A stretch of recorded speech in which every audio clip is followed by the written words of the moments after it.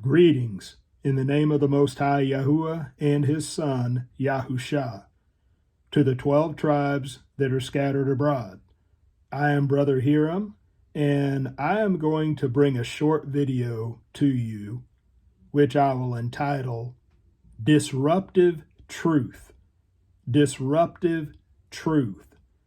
And so I'm going to introduce some ideas to some of you and to some of the others of you. This won't be anything new, but maybe this will help when it comes to receiving the things that I've said in my testimony and in my teachings regarding divorce and remarriage. But there is what I call disruptive truth, because those of you who are a part of this restoration truth movement, now you already know what I'm talking about. You have come out of the regular Christian churches and you have come to the understanding that the true believers in the end time are going to be those who keep the commandments of the Most High and have the belief and the testimony of Yahusha HaMashiach. And so there have been truths that you have accepted that have been somewhat disruptive in your life.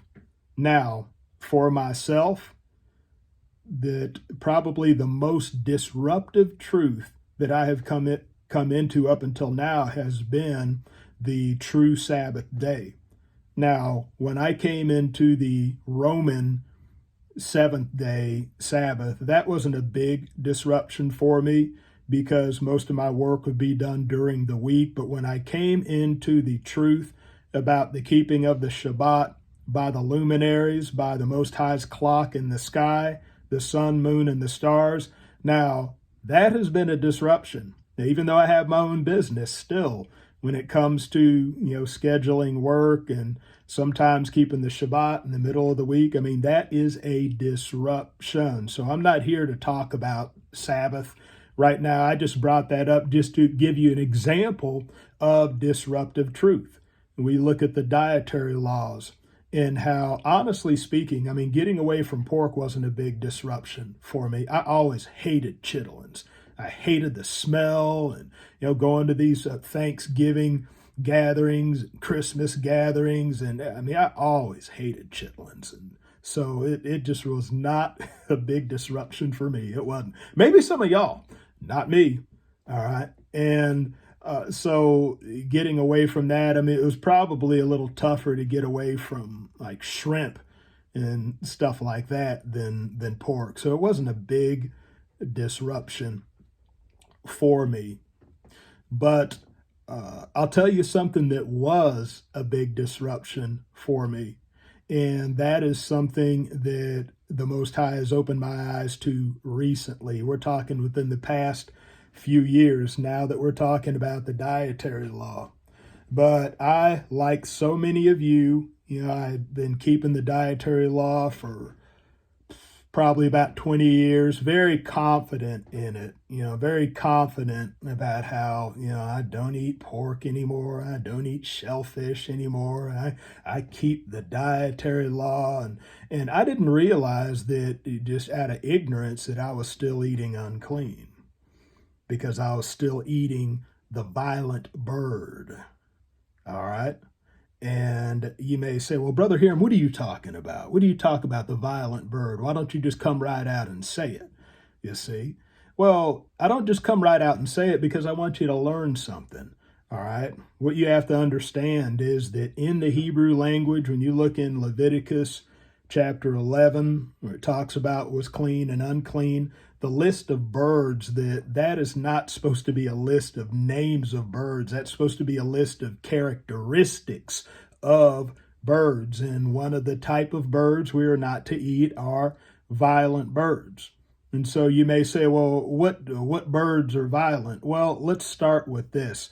Let's look at the birds that are show enough clean. I mean, the birds that are specifically listed in the scriptures in examples where the birds are clean, like maybe they were sacrificing the birds or, uh, something like that, or Yah feeding quail to the multitudes.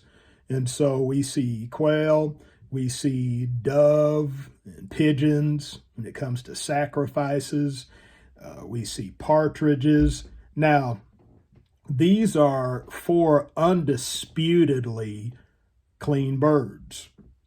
And if you look at their nature, they're small, they're tame, they're peaceful.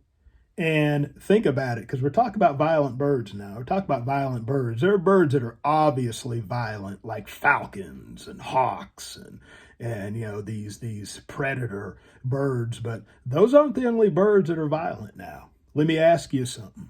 Have you ever heard of somebody paying money to see a dove fight? All right, or to see a pigeon fight, or to see a partridge fight, even a quail fight? Have you ever heard of anybody paying money to go see any of those peaceful birds fight? I've never heard of it. Now, maybe you have, I don't know. I've never heard of it myself. But there is a bird that men have been paying lots of money for a long time, even thousands of years, to see them fight. Why? Because they're violent. So you say, Brother Hiram, what are you talking about? Do your own research. Do your own research and see, what have men been paying money to go and see fight for thousands of years? And you'll have your answer. So we're talking about disruptive truth. And so I said all that to say this, that when it came to that truth right there, it's probably been about maybe 2 years since the Most High has opened my eyes to that. The first time that I heard someone talk about this, I rejected it. It sounded so ridiculous that I didn't even hear this brother all the way through. It was a brother that was putting out videos out on Facebook, and a brother who's pretty well known for this teaching. I rejected it. I didn't really go through his teaching, but I rejected it because it sounded so ridiculous to me that hardly anybody, I didn't hear anybody else talking about this. And so the years went by, and I would see the brother's information pop up from time to time on Facebook, and I wasn't hearing it. I wasn't interested. It just sounded so ridiculous to me. But I remember that a couple of years ago, I sought the Most High in prayer and fasting. And as I prayed and as I fasted, I remember that a couple of this brother's videos came up. He had a short version and a long version, and it was finally in my heart to actually listen to what this brother had to say and to open my heart to hear what this brother had to say.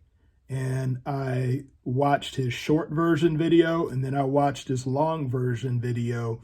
And by the time I got done with that, because I finally heard what he had to say with an open heart, I received it. And I made the necessary changes in my family. And we've been walking like this for the last 2 years. We don't eat the violent birds anymore.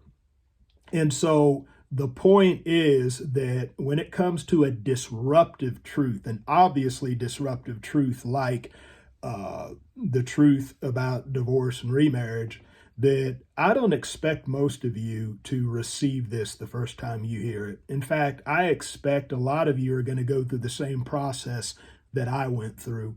That you'll probably hear this, it'll probably be, by the time it's all said and done, you go all the way through this and you really see the implications of this, it's going to sound ridiculous. It's going to sound just off the chain, off the rails to some of you.